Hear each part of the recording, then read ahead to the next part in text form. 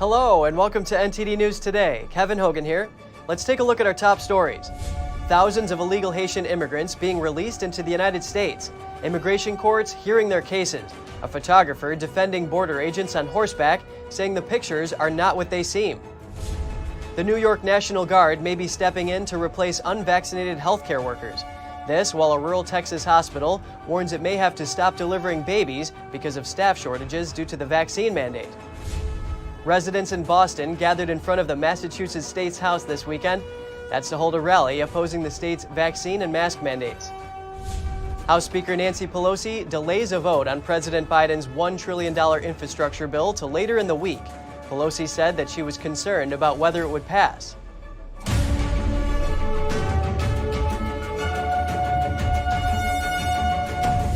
House Speaker Nancy Pelosi has delayed a vote on President Biden's $1 trillion infrastructure bill to later this week.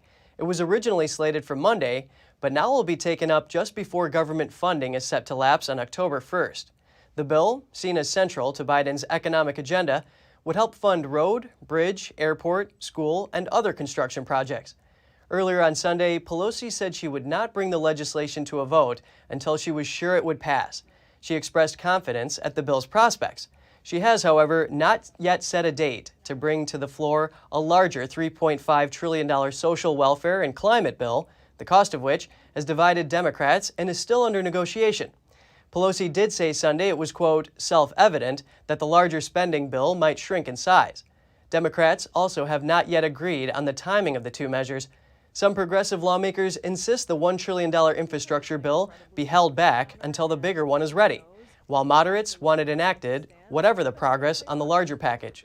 All this as Congress fast approaches the Thursday deadline to continue funding federal agencies or face the second partial government shutdown in 3 years. Democrats want to raise the threshold of President Biden's radical new tax reporting proposal. His initial proposal requires all bank transactions of more than $600 to be reported to the IRS. Biden says it's aimed at stopping tax evasion. It means banks and financial institutions have to tell the IRS of any deposits or withdrawals totaling more than $600 annually for both business and personal accounts. The president says it would stop the wealthy from hiding what they're making. It would take effect in 2022, but the House Ways and Means chairman says he and other Democratic leaders are planning to raise the proposal threshold. A Democratic aide says $10,000 could be the new number. Biden's proposal has faced stiff opposition from banks, along with Republicans and some Democrats. They are concerned the move could allow the IRS access to too much of taxpayers' personal data. Homeland Security says thousands of illegal Haitian immigrants who gathered in Texas last week are being released into the U.S. The head of the agency says they're following the law as Congress passed it and that reform is needed. NTD's Jessica Beatty reports. Most of the illegal Haitian immigrants who gathered at the U.S.-Mexico border last week are being released into the United States. That's according to Secretary of Homeland Security Alejandro Mayorkas. About 4,000 actually have been expelled under the Public Health Authority of the Centers for Disease Control. There are about 13,000 that are in immigration court proceedings. Of illegal immigrants released into the United States, an estimated 43% missed their hearings. Mayorkas told Fox News Sunday they intend to remove anyone who misses their hearing. He also says they're investigating images and claims that Border Patrol agents on horseback whipped Haitian immigrants with their reins. I think it's quite clear that what the images suggest horrified the American public. That is quite different than learning what actually happened, determining the facts. The photographer who took the photos defended the agents. He told local station KTSM, "I've never seen them whip anyone. He was swinging it, the reins, but it can be misconstrued when you're looking at the picture." Texas Governor Greg Abbott said Friday he'd hire any Border Patrol agent fired by the Biden administration. And border agents reportedly detained a group of 14 Mexican soldiers over the weekend after they accidentally crossed into El Paso, Texas. Border Patrol told Reuters agents saw 2 Mexican military vehicles cross the border. The Mexican soldiers said they didn't realize they had entered the United States. 13 of them were processed without problems, but Reuters reports one of them got a civil fine for having a small amount of marijuana. All the soldiers were returned before 5 a.m. Saturday morning. And the Coast Guard said it intercepted 260 Haitian immigrants last week. One group was found south of Cuba, the other off the coast of Haiti. No one was hurt. The Coast Guard says both vessels were destroyed due to hazard of navigation. It returned both groups to Haiti. Jessica Beatty, NTD News. The White House is taking a new step to keep the Deferred Action for Childhood Arrivals program. Monday, the Department of Homeland Security shared that it is beginning a process to place the policy in the Federal Register. DACA was originally implemented through a Homeland Security memo. This move would recreate the program through formal regulation. DHS will publish the proposed rule Tuesday. The public will then have the chance to comment on it for 60 days. A group of Boston residents gathered Sunday in front of the State House for a rally. They spoke out against the vaccine and mask mandates imposed by Massachusetts Governor Charlie Baker. Here's more. Ronald Reagan said freedom is no more than one generation away from extinction. We are there at that moment right now. In front of the Massachusetts State House, Republican candidate for Governor Jeff Deal addressed an energized crowd. Groups of residents gathered here on Sunday for the Boston Broadside Freedom Rally, a protest against Governor Charlie Baker's vaccine and mask mandates. In an executive order issued last month, Baker required over 40,000 state workers to get vaccinated by October 17th. Otherwise, they risked discipline and termination. The order points out that the state is actually the largest employer in Massachusetts and argues the mandate is the best way to protect public health for both workers and residents. The state's Department of Education is also looking to impose an indoor mask mandate on schools. Participants at the rally held signs with slogans like "Our Body, Our Choice" and "No to Mandates, Yes to Freedom." We are not going to let Charlie Baker hide behind his Department of Education and issue mandates. We're not going to let him hide behind all the state agencies that are going to fire people if they don't get a vaccine. Jeff Deal announced his candidacy for governor in July of this year and has been a vocal critic of Baker's vaccine mandate. A lot of people feel like it's not necessary to issue a mandate, that advisories would be enough. We have educated the population on the risks and benefits of different measures, and people should be able to make their own health decisions, especially for their children.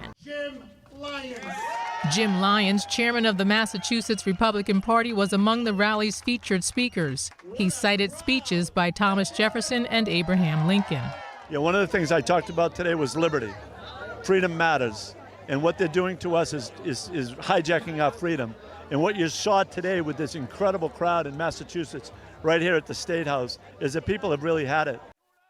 Other speakers include Jeff Cooner, host of the local radio show Boston's Bulldozer. He also led a prayer to the 13 U.S. service members killed in Afghanistan. New York Governor Kathy Hochul presented some options to deal with hospital staffing shortages due to the vaccine mandate. Those include potentially deploying trained members of the National Guard. That's while the mandate is causing dozens of state troopers in Massachusetts to resign. Governor Hochul's statement on Saturday said the options to make up for hospital staffing shortages include more than just applying members of the National Guard who are qualified. She said the situation could also allow her to declare a state of emergency to increase the supply of healthcare workers. That can include licensed workers from other states, other countries, and retired nurses. Hochul wrote, "I am monitoring the staffing situation closely, and we have a plan to increase our healthcare workforce and help alleviate the burdens on our hospitals and other healthcare facilities." Though a federal judge ruled that state officials must allow religious exemptions, that's after plaintiffs filed a lawsuit. The plaintiffs were doctors, nurses, and medical professionals whose careers were in jeopardy unless they went against their religion and submitted to a vaccine. And in New York City, teachers are encouraged to take photos to document students who violate COVID rules. The labor union for most of the public school teachers in the city is allowing them to upload photos of students not maintaining social distancing and other violations. The online form allows them to upload 5 photos. It asks them to include their name, phone number, and which school. In Massachusetts, the deadline is approaching for state troopers to comply with the state's vaccine mandate, and now dozens of state troopers are resigning ahead of the cutoff. The State Police Association of Massachusetts president said many of these troopers are going to be returning to their previous municipal police departments within the state that allow for regular testing and masks. And over in Texas, the head of a rural hospital is concerned baby deliveries may come to a stop. That's because some staff may leave over Biden's vaccine mandate. The chief of Goodall-Wictor Hospital said some experienced nurses plan to opt out, and some of them work in the maternity ward. He told NPR they are also near retirement age, and a few of them have already voiced that, "I will just retire." And then a couple of other nurses said, "Well, I'll just go work for my husband's construction company." Biden's administration required workers at Medicare and Medicaid-funded hospitals to be vaccinated. The administrator of the Centers for Medicare and Medicaid Services told NPR the White House did not make that decision lightly. The National Transportation Safety Board says it will investigate a deadly train crash in Montana that left at least 3 people killed. An Amtrak train derailed in north-central Montana on Saturday. At least 3 people are dead, and local officials say there were multiple injuries, but there is no final count. Pictures on social media showed one of the train cars completely on its side, while some videos showed train cars upright but tipped off the tracks. All passengers on board have been taken off the train. It's unclear yet what caused the derailment. The National Transportation Safety Board says it will probe the incident. Amtrak said the Seattle-bound train in the incident departed from Chicago with 141 passengers and 16 crew members on board. A portion of an Oregon gun control measure went into effect over the weekend. It requires gun owners to keep their guns secure in their homes or face legal consequences. Oregon joins about a dozen other states with the new law. It requires gun owners store their guns in a gun room or a safe, or use a trigger lock when it isn't being carried under an individual's control. The mandate doesn't apply if the owner is alone or with others authorized to use the weapon. Those who violate the law face up to a $500 fine, but if a minor gains access to the unsecured firearm, the penalty increases to $2,000. The law also allows for restrictions on where handguns can be carried outside the home, even by people with concealed handgun licenses. Coming up, the Texas State Fair is now open again for business, and visitors are pouring in after last year's pandemic-driven closure. Though the event's packed with food and amusement rides to enjoy, we talked to some attendees who say they're coming for different reasons. Find out more in just a minute.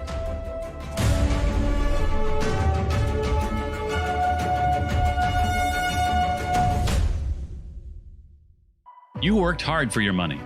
You invest in stability for your retirement and your family's future, to build and leave them with something greater. The next unprecedented financial crisis, political misstep, or unstable government can depreciate it all away. It was called the gold standard for a reason, the financial preservation of tomorrow. Diversify your assets against inflation, market volatility, and the unknown with real money. Hedge your wealth with the purest form of money, physical gold and silver. Because any currency printed on paper can be manipulated. What's backing up your IRA? Do what you need to do right now to be prepared with the Reagan Gold Group. Visit now, rggusakit.com, or call us at 866-912-1384. Receive up to $2,500 in free silver coins and a free safe with your new precious metals IRA. Call now. Secure, the true solution for your digital privacy and security. Secure is a private and secure messaging and email solution hosted in Switzerland, using military-grade encryption and Swiss privacy laws, giving you true privacy. Secure is 100% private and does not collect or sell any of your personal data. Secure's Helix technology connects you securely to our Swiss servers without the need of a VPN, guaranteeing privacy and security for all your communications. Secure Messenger doesn't require your phone number or any personal data that hackers target. Chat by Invites allows you to chat privately and securely with anyone outside of your secure network without the need for others to download Secure. Secure Send offers you a private and secure way to email anyone outside of Secure. You won't find this level of privacy or security on any other email or instant messaging application. Visit secure.com. Regain and protect your privacy today.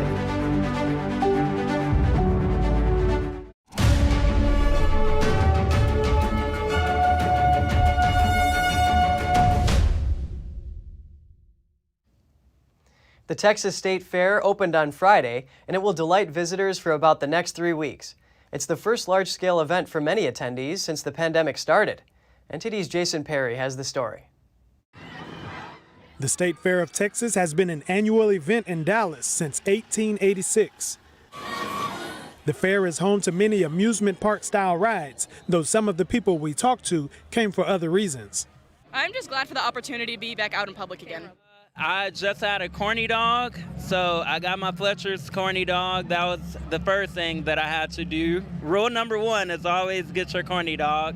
I can't leave without getting a turkey leg. I came to the fair to pretty much eat. I'm not really a fan of like the rides and everything. Tony Luna has been visiting the fair for the past 8 years. He and his wife started going when they were still dating. Now that I have kids, I want to see my kids, how they see things and how they enjoy stuff, you know, enjoying all the foods that they introduce. For me, you know, it's the normal thing for a male, for a man. Like, I want to see what the new cars of the year is. I want to see what the new foods is. Among the unique foods served at the Texas State Fair, some most notable favorites are deep-fried pork ribs and deep-fried peanut butter and jelly sandwiches. We have different types of meats on a stick, so Wagyu, just regular sausage, pork tenderloin, and then pork tenderloin wrapped in bacon. We got live concerts every night.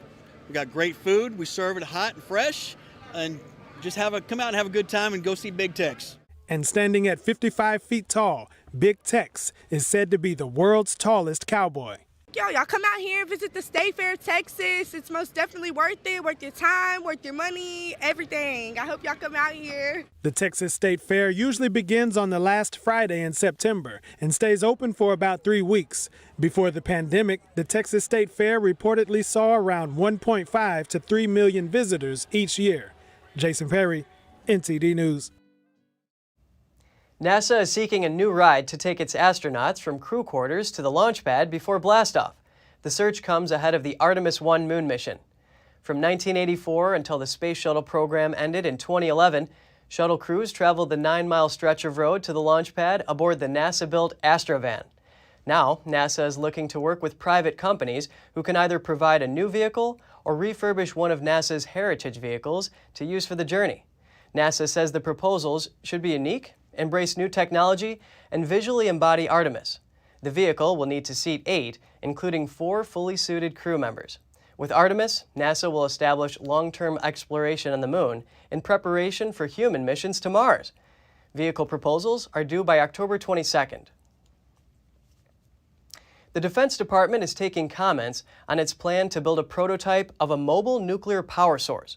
The department began a 45-day comment period on Friday with the release of a draft environmental impact study. The department says a transportable nuclear reactor would help it satisfy its energy needs at home and abroad. The department also cites President Biden's focus on prioritizing climate change and national security as another reason for pursuing nuclear microreactors. The draft document said alternative energy sources such as wind and solar are too limited, but critics say microreactors could become targets for attack. The director of nuclear power safety at the Union of Concerned Scientists says keeping microreactors on military bases would be risky and full of logistical problems.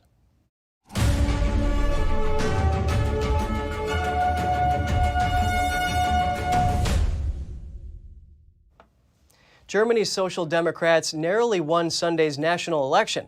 That's according to projected results.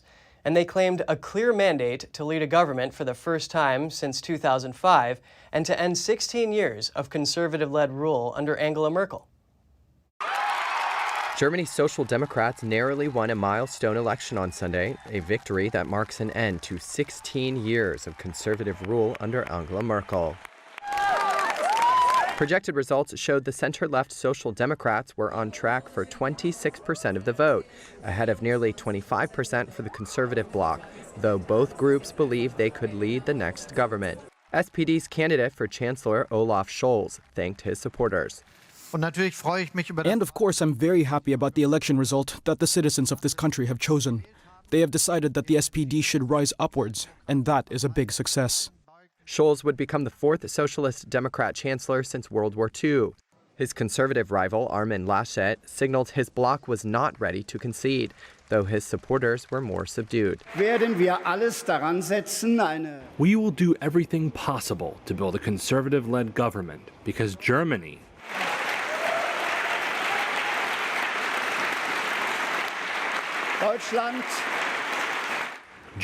now needs a future coalition that modernizes our country. The most likely outcome is a three-way alliance involving the smaller Greens and liberal Free Democrats, led by either the Social Democrats or Merkel's Conservatives. A new coalition could take months, and Merkel will remain in charge in a caretaker role while Scholz and Laschet court the support of the smaller parties. They have both said they aim to form a coalition before Christmas. A special committee in Paris has just selected the city's best baguette. Part of a yearly competition, every quality from taste to appearance and even sound are taken into account. NTD's David Vives met with a former winner of the award for some of the secrets to baking a perfect baguette. It is said that bakers must wake up before even the birds to start their day's work. But that's no problem for Sébastien Mauvieux, who says he has both passion and a taste for hard work. For the past 6 years, he's owned a bakery in Montmartre. When I was young, I used to bake pastries with my mother. Then I started to love bread as well. Mauvieux participated in Paris' Best Baguette competition, which selects and awards the city's top bread makers.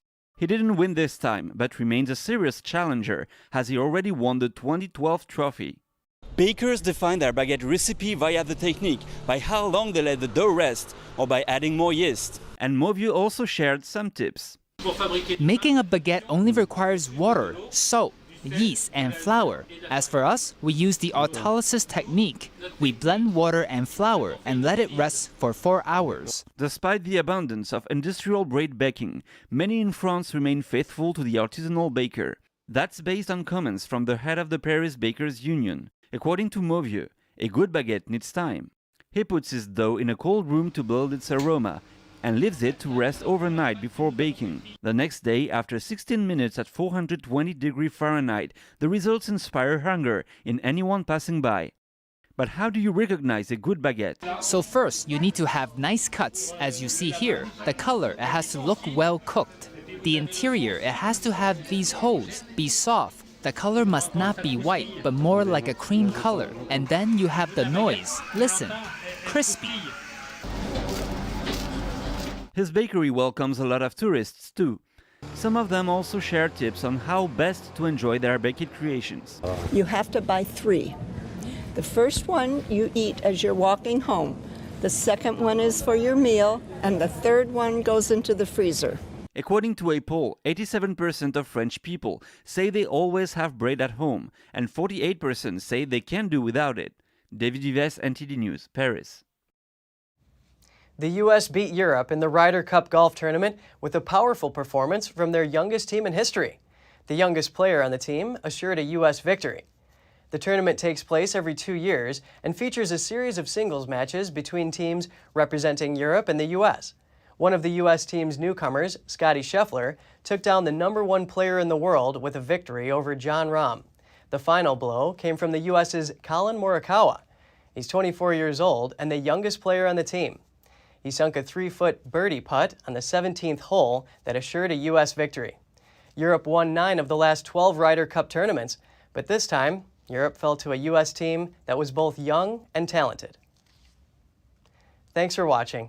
At NTD, we're honored to be your source for the news. Catch us again tonight at 6:30 Eastern. In New York City, I'm Kevin Hogan.